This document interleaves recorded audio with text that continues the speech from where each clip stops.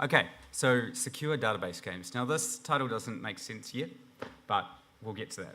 So my name is Dominic Tarr, and so this is the name my parents gave me, and I was pretty happy being Dominic Tarr, but then I became a JavaScript developer, and I had a problem. Too many Dominics. So if there was only 2 Dominics, then we could settle this by having some kind of fight to the death or something like this. But unfortunately, Dominic is becoming more and more popular as a name. So I was born about this point, and now it's like, who knows how bad this problem is going to get. So I'm going to solve this problem once and for all. I'm changing my name. My new name is Zuka Dusan Zamaz Hobez Pudot Rotiv Gabom Holan Nenok Kodo Hataf Lizard Diffas Fila Tiju Sitash. We're all Scientologists now. Yeah. So this is a much better name. So this is my the hash of my public key encoded with proquint encoding, which is a pronounceable binary encoding. So this is a much better way of naming people, because you can always generate a unique key. There's no chance that anyone will have the same name, pretty much. You can prove that that really is your name because because it's a public key. So someone could be like, "Hey, I'm Zukov," and you'd be like, "Okay, prove it," and then they wouldn't be able to sign that, so that would prove it. And also, you don't require a name registry, so we don't need to run any servers and stuff. So there's two crypto primitives that this depends on, and first, I want to make sure that everyone understands these. So one-way hash functions. So if you use Git ever, you've probably seen commit messages. Those are SHA-1 hashes. You get other kinds of hashes. So basically, and you may have also heard of hash tables. Now, these two concepts are very distinct. So in a hash table, you have basically an array, and you hash the items, and then you use that to choose where you put it in the array. And a big part of the design problem with a hash table is deciding what to do when you have a collision. And you want to have a hash function that collides less, but it's going to collide eventually. And so people are used to the idea of hashes colliding. Now, for cryptographic hash, what we do is we just expand the hash to as long as necessary, so that we'll most probably never ever see a collision. So we just have to make this, so some big numbers to compare with things. So Twitter usernames. So there's 3 with 23 zeros possible Twitter usernames. So that's quite a big number. You've got 36 characters, or 37 characters to the power of 15. But that's smaller than the number of bacteria on Earth. So they can't use Twitter. But that's smaller than the number of IPv6 addresses. So they could all use the internet once we get IPv6 working. Incidentally, there's enough. It's 5e to the 30 bacteria, but 38. So that means there's about 10 million IPv6 addresses per bacteria. So that should be good. Now, possible SHA-256 failures, we've got well over double the amount of zeros. So that means that for each bacteria, you could have an entire internet of IPv6 addresses worth of SHA-256 hashes. So you could hash all the bacteria, and you'll probably never run into an accidental collision. So instantly, that is slightly smaller than the number of particles currently estimated in the observable universe. So I'm not sure if this will be a problem at some point. But basically what we have to do, we just have to pick design a hash function to be long enough so that we never see a collision before the point where the universe is destroyed. So this is what sane scientists currently think might happen. So if all of these are going to be unpleasant.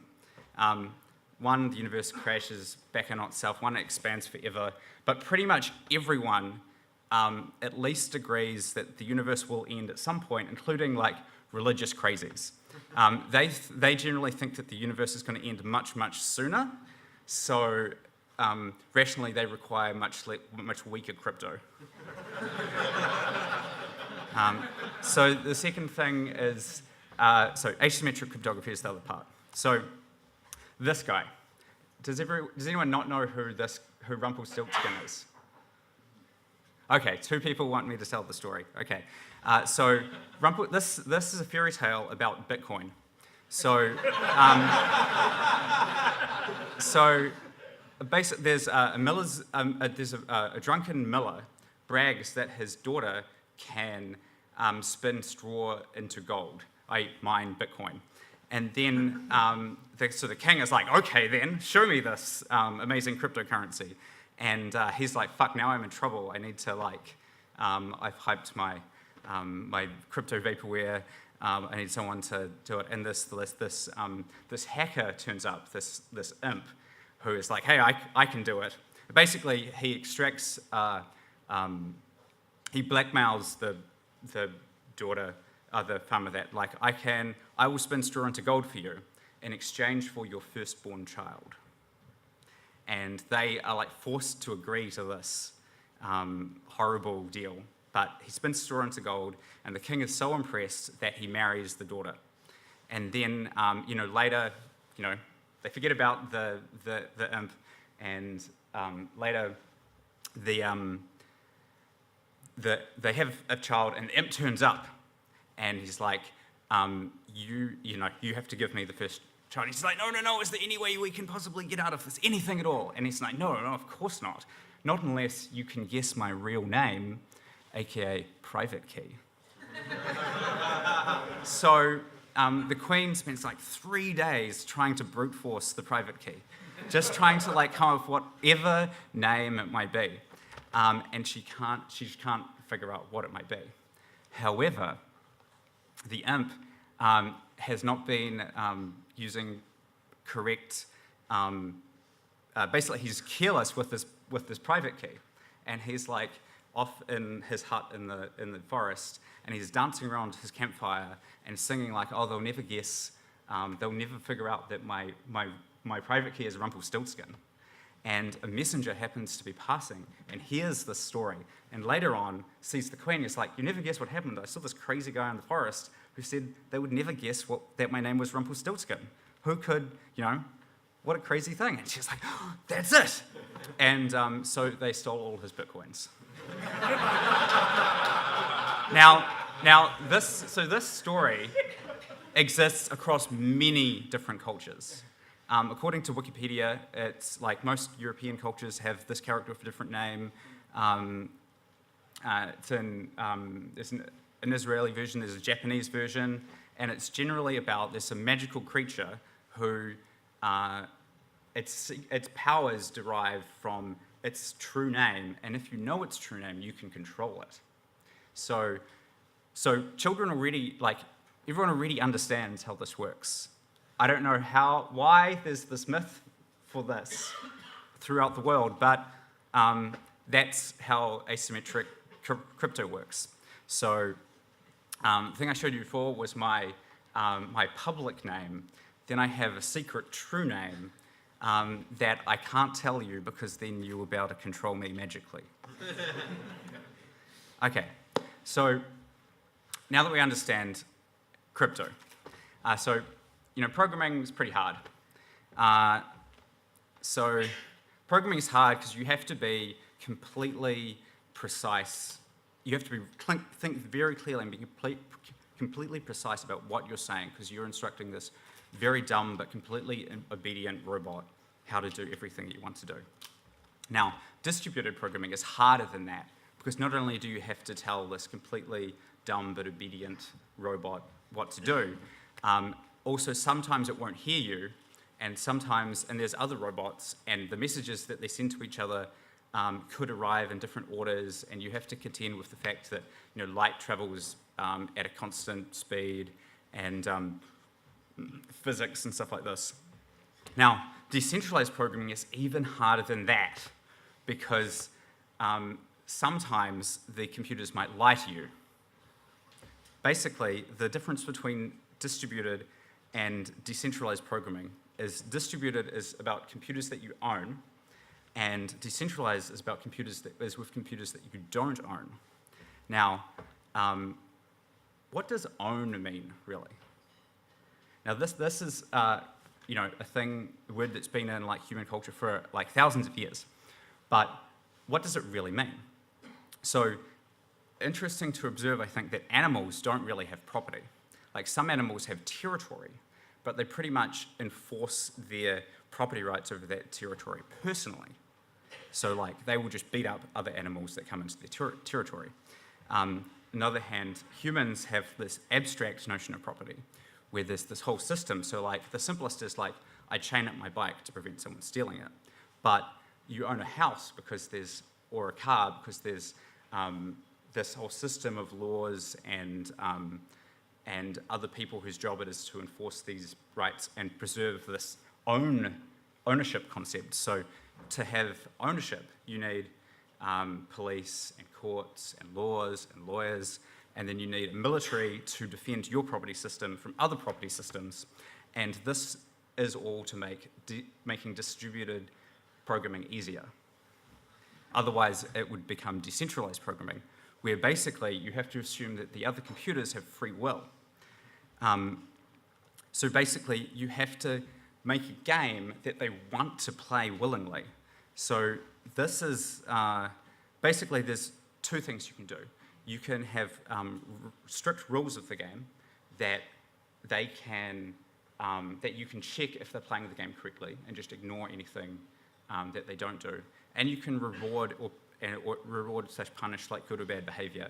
So this normally comes in the form of if they ask for something in an unhelpful way, then you refuse to give it to them. So in BitTorrent, there's a thing where two nodes are trying to replicate the file to each other, and they give data to the people that are giving them the most data as well. So this reciprocity is built into the protocol. Even TCP has a thing like this, where you have, like, back pressure is basically an element of this, where you slow down the message if data is coming too fast, you slow it down. So this comes to my new project, Secure Scuttlebutt. So at the data, it's a secure replicated database, and then the game is something you build on top of it. So the data model, there's three important things. There's identities, which are public-private key pairs, messages, and then messages are combined into feeds. Here is a little picture of one feed. So each of these is a message, and the first message contains the identity, and the next message points to the previous message by having the hash of the previous message in it. That's represented as this arrow. Then under each message, there's a signature that signs that message and proves that it's from the public key. So you can receive this from anyone and verify that this is valid. Then the feeds can refer to each other.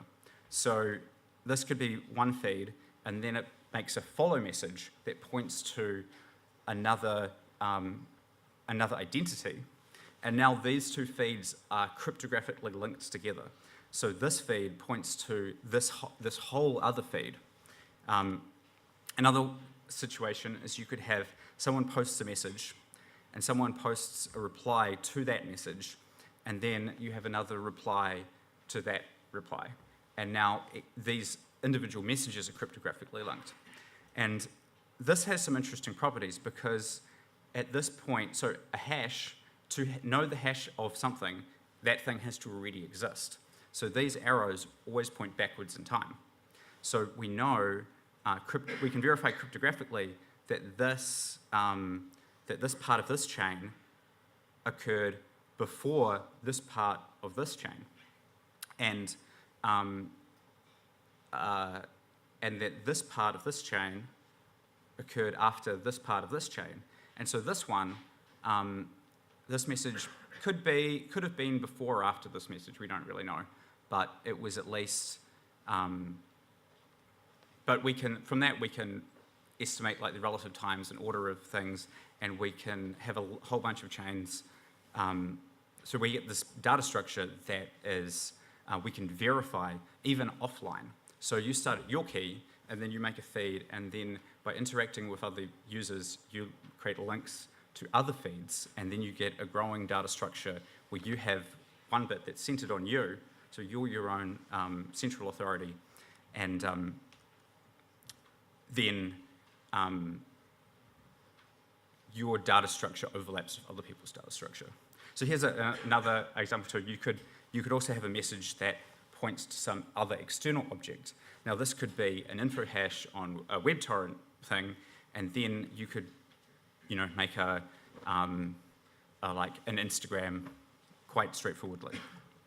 So this gives us a pseudonymous trust network. But how do you calculate trust? It's pretty. I don't know exactly how to do that yet. So I'm just going to pump that to the humans. The main objective is to stop future Dominic from turning evil.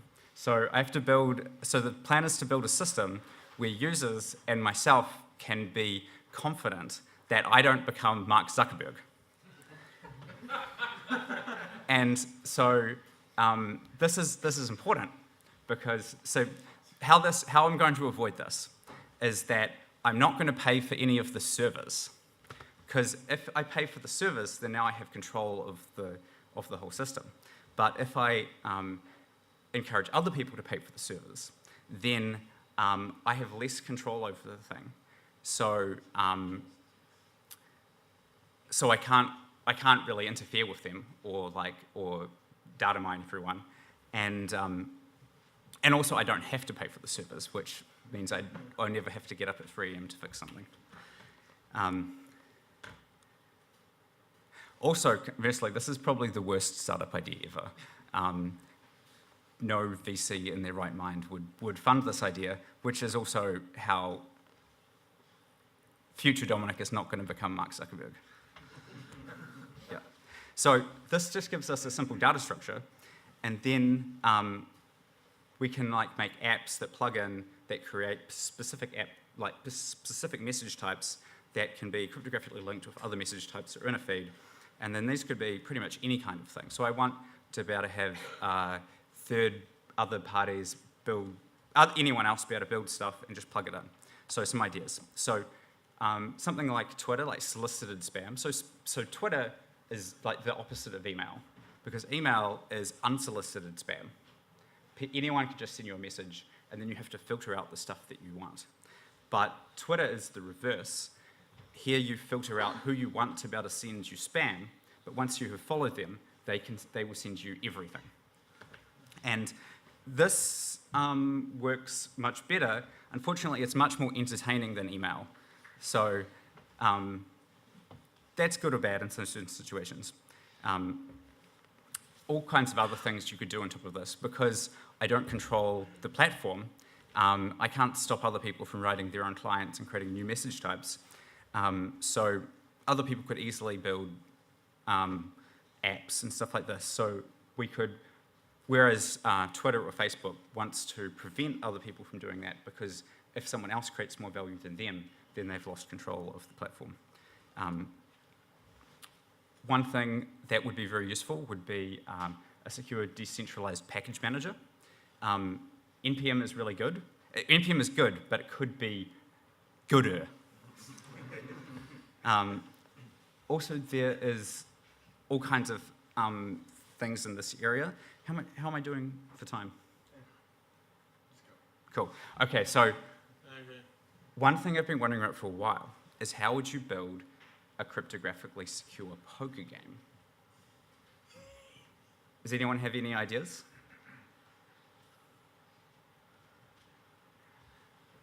The weird thing, poker is a game about having a secret and then revealing a secret. So I thought it would be pretty interesting, but the challenge I had that I couldn't quite figure out was if I have the ace of spades, then that means that none of you can have the ace of spades. So how do I tell you that you can't have the ace of spades without revealing that I have the ace of spades? And I tried to think through this, and I couldn't figure it out.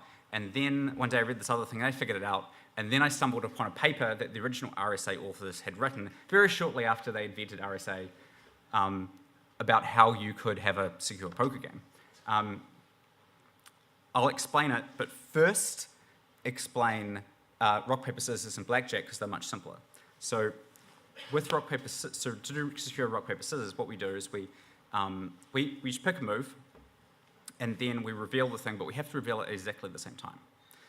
Because if you see my move first, then you can change your move to what defeats that move. Now, because of the speed of light, this is impossible.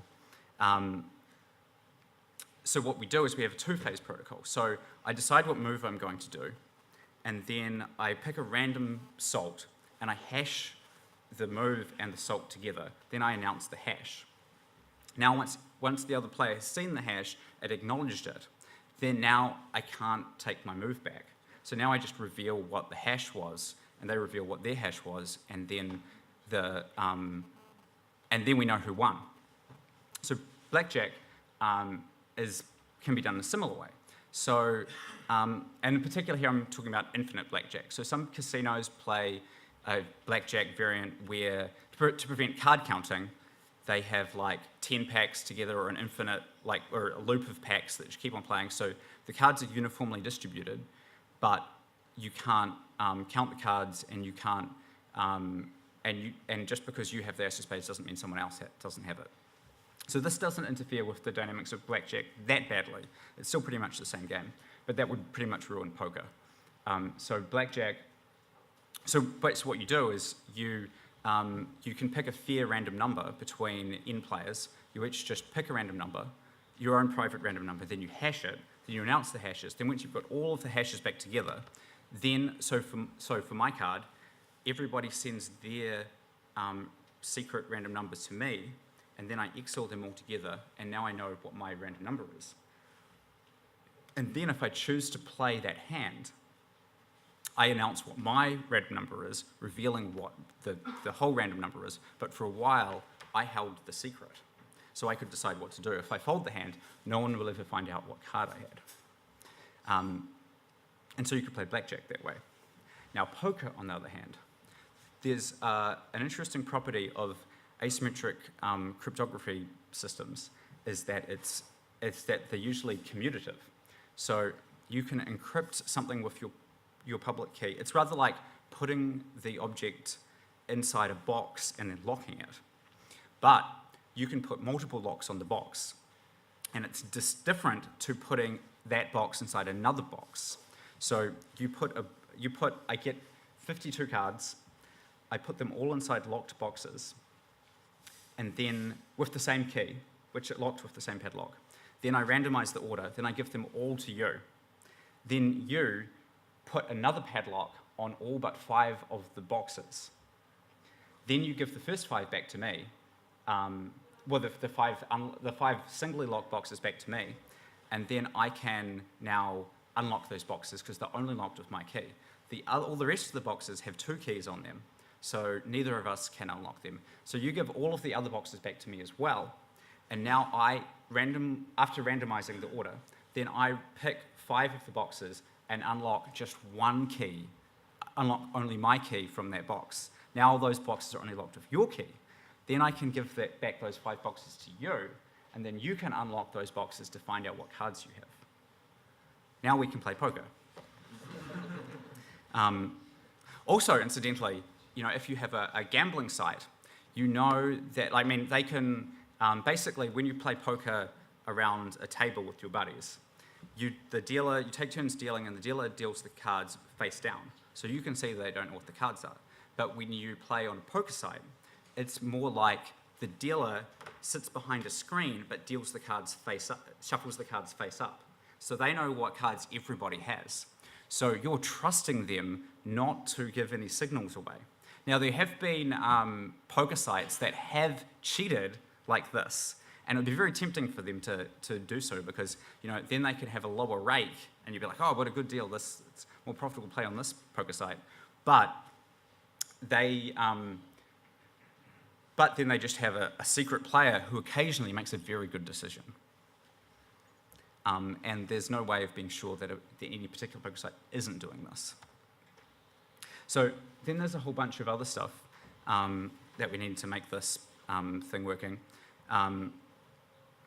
So the idea to bootstrap this is, so we need, because of NATs and stuff, and it's difficult to do direct peer-to-peer connections. So my idea is to encourage people to run relays. So a relay will just be a server that you can run on DigitalOcean or AWS or whatever. That just needs to have a static IP address, and that will just replicate your data and the data of the people that you have linked to. And you could do like 1 to like n hops. There would just be a configuration setting. And then you'll just advertise in your feed where the servers that could replicate you are, so someone who's following you would be able to retrieve that. And this could be used also to bootstrap. So this is still decentralized because there's no, because the relay is completely generic and anyone can run it. Also, the SLA required for the server would be very low. Like 1.9 would be fine, because there'll be, as long as some people who are connected to you have servers, then they'll be up some of the time. So if you get 1.9, it'll probably work. It would probably still work. So you could then use this as like WebRTC introducers. So WebRTC introducers is like the part of WebRTC that isn't peer-to-peer, and you need a server to connect to and exchange a thing. With this, you could have like, just people could randomly run generic servers that where you don't need, they don't need a domain or something like this. They can just be anywhere, and you would still be able to make direct peer-to-peer connections and smuggle illicit cat pictures to your friends. And then when you connect to another peer to replicate, if that's encrypted, then passive eavesdropping will be impossible. So for someone to get the data out, they'll have to actively connect to the network and partake in it, instead of just sending a letter to Mark Zuckerberg and telling them that they have to give you your data and are not allowed to tell anyone.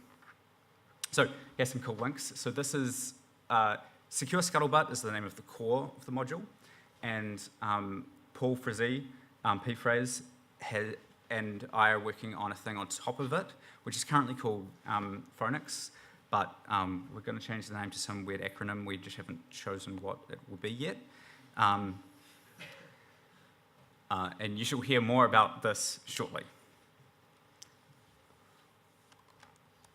Cool, that is my last slide.